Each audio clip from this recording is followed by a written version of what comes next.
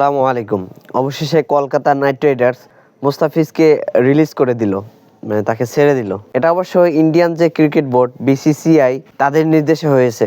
এটা তারা নির্দেশ করতে পরে কলকাতা তাকে রিলিজ করতে বাধ্য হয়েছে। কলকাতার যিনি ওনার নাম শাহরুখ খান, ওনাকে নিয়েও অনেক ট্রোল হয়েছে। আমাদের দেশের ব্যাপার তারা যদি আমাদের থেকে ভালো জানে ভালো, তবে ওই লোকটাকে নিয়ে বাংলাদেশেই প্রতিবাদ হয়েছে, কয়েকজনকে অ্যারেস্ট করা হয়েছে। কিন্তু ইন্ডিয়াতে যা হচ্ছে মনে হচ্ছে মানে আমরাই জানি না আমাদের দেশে এত কিছু হচ্ছে, আমাদের দেশকে নিয়ে এত কিছু হচ্ছে, এত ভয়ঙ্কর কিছু হচ্ছে বাংলাদেশকে নিয়ে, যেখানে এত ভয়ঙ্কর কিছুই হচ্ছে যে মুস্তাফিজ ক্রিকেটার তাকে প্রোটেক্ট করার মতো ক্ষমতা তাদের ছিল না। এত বড় একটা দেশ, তাদের মনটা অবশ্য অনেক ছোট বড় দেশ হিসেবে। যাই হোক, আমাদের ছেলে আমাদের ঘরে ফিরে আসছে, ঘরের ছেলে ঘরে থাকুক, ভালো থাকুক। ক্রিকেট নিয়ে কথা বলবো না বলবো এটা কোনো ব্যাপার না, কিন্তু কথা হলো ইস্যু যেহেতু বাংলাদেশ, হিংসাত্মক মনোভাব যেহেতু বাংলাদেশের প্রতি, কেননা মোস্তাফিজ তার ব্যাপারে অনেকেই জানতে পারবেন। উনি হচ্ছে ওইরকম হিংসাত্মক মনোভাব বা ওইরকম না, খুব সরল প্রকৃতির। অনেকেই ওনাকে নিয়ে অনেক আর্টিকেল আছে, অনেক কিছু দেখতে পাবেন। এখন বাংলাদেশেরও যে প্রিমিয়ার লিগ বিপিএল, সেখানেও নাকি ইন্ডিয়ান হোস্ট আছে, তো তাকে নিয়ে কেউ কিছু বলে নাই।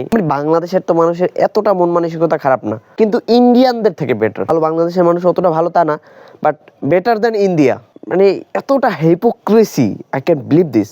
এখন নাকি সামনে বাংলাদেশের বিশ্বকাপ, মানে টি-20 বিশ্বকাপ, সেটা হচ্ছে ইন্ডিয়াতে। এখন বাংলাদেশের ক্রিকেটাররা বাংলাদেশ কতটুকু নিরাপত্তা পাবে, ওখানে গিয়ে নিরাপত্তা হবে কিনা আই ডোন্ট নো। কেননা তাদের মধ্যে এত উগ্রতা, এত ভয়ঙ্কর লেভেলের উগ্রতা, বাংলাদেশি মনে করে বাংলাদেশের একজন মারা গেছে সেই হিসাবে কিন্তু তারা প্রতিবাদটা শুরু করছে। মানে তাদের কথা, মানে বাংলাদেশের মানুষ জানেই তো না ইন্ডিয়ানরা বাংলাদেশকে নিয়ে এখন যা হচ্ছে কেন হচ্ছে। ওরা দুইজনকে বাংলাদেশ সন্দেহ করে মেরেই ফেলছে, একজন হিন্দু একজন মুসলিম। তার মানে ভাবেন, ওদের টার্গেট মুসলিম না, ওদের টার্গেট হিন্দু না, ওদের টার্গেট বাংলাদেশ। ওদের টার্গেট ধর্ম না, ওদের টার্গেট বাংলাদেশ। আপনি দেখবেন ইন্ডিয়ানদের স্বপ্ন দেশ হলো দুবাই, কাতার, সৌদি আরব। ওরা তো মুসলিম দেশের তা খেয়ে পরে হয়। আগে ইন্ডিয়ার টপ রেমিটেন্স সবচেয়ে বেশি আসতো বা বৈদেশিক মুদ্রা বেশি আসতো বাংলাদেশ থেকে, সেটা পর্যটন বিভিন্ন খাত থেকে। ওদের দেশের স্বপ্নের দেশ হলো মুসলিম কান্ট্রিগুলো। তার মানে ওদের টার্গেট মুসলিম না। আমি তো আগে ভাবতাম যে মনে হয় ইন্ডিয়ানদের টার্গেট মুসলিম, এখন বুঝতে পারলাম মুসলিম না, ওদের টার্গেট বাংলাদেশি। মুসলিম ওদের টার্গেট আছে, কিন্তু ফার্স্ট অফ অল ওদের টার্গেট বাংলাদেশি, তারপরে মুসলিম। কিন্তু এখন ভাবতে পারেন এটা কেন ওদের টার্গেট হবে, এখানেই আসল পয়েন্ট। এটা রাজনৈতিক কারণে। রাজনৈতিক দেখবেন পলিটিশিয়ানরাই কিন্তু কথা বলে, পলিটিশিয়ানরাই যারা পলিটিক্স করে। পলিটিশিয়ানদের থেকে কি অন্য মানুষ কম জানে? অনেক বেশি জানে, যারা ভদ্র, ভালো, শিক্ষিত। ইন্ডিয়ান অনেক প্রফেসর, অনেক হাই এডুকেটেড পারসন, তারা কিন্তু পজিটিভ কথা বলে, তাদের কথাবার্তা অনেক সুন্দর, তাদের ওপিনিয়ন দেখেন। পলিটিশিয়ান যারা, পলিটিক্স সে এডুকেটেড হোক আনএডুকেটেড হোক, ডাজেন্ট ম্যাটার। পলিটিক্স মানে ইন্ডিয়ান পলিটিক্স কতটা জঘন্য সেটা অবশ্য বুঝতে পারছেন। যাই হোক, পলিটিশিয়ানরা কথা বলে, আর যারা শেষ করে দেয় একজন মানুষকে, বাংলাদেশি সন্দেহ করে, সেও ওই পলিটিক্সের সাথেই জড়িত। তো মূলত পলিটিক্যালভাবে তাদের দেশের সামনে নির্বাচন, আমাদের দেশেও নির্বাচন, অন্তর্বর্তীকালীন সরকার, এখন নির্দিষ্ট কোনো সরকার নাই। অনেক রাজনৈতিক দল অনেক প্ল্যান করছে, কিছু ক্ষেত্রে হয়তো বা ষড়যন্ত্র থাকতেও পারে, কিন্তু এতটা ষড়যন্ত্র না।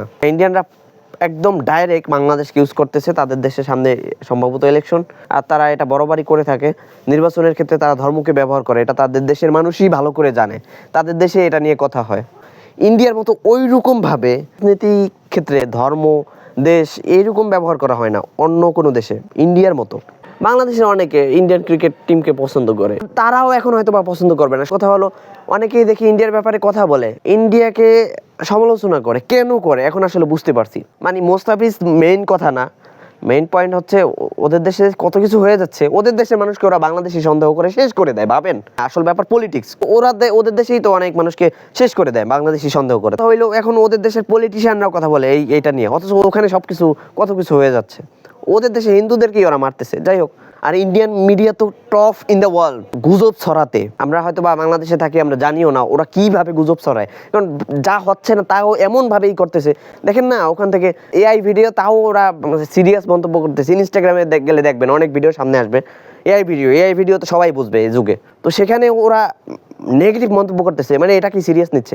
মানে ওদের আগ্রাসনের কারণে কোনটা এআই, কোনটা ফেক, কোনটা রিয়েল, এটাও ওরা মানে ভাবতেছে না, অনুধাবন করতেছে না।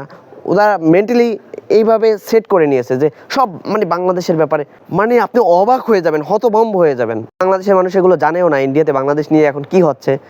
ওই মাঝে মাঝে দুই একটা ভিডিও সামনে আসে, কারণ বাংলাদেশেই অনেক ইস্যু, পলিটিক্স ইস্যু, তো বাংলাদেশের মানুষ অতটা ভাবে না।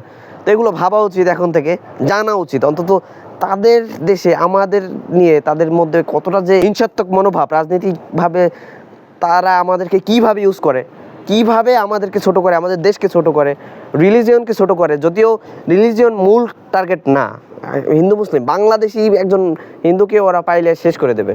আমরা ভালো আছি, আমাদের নিয়ে তারা রাজনীতি করে। ওরা গুজব মিডিয়া, ওদেরকে সবাই জানে, সবাই চেনে। আমার বাংলাদেশ সবার বাংলাদেশ, প্রিয় বাংলাদেশ, সোনার বাংলাদেশ। সবাই ভালো থাকবেন, সবার জন্য অনেক দোয়া, ভালোবাসা এবং শুভকামনা রইল। আসসালামু আলাইকুম।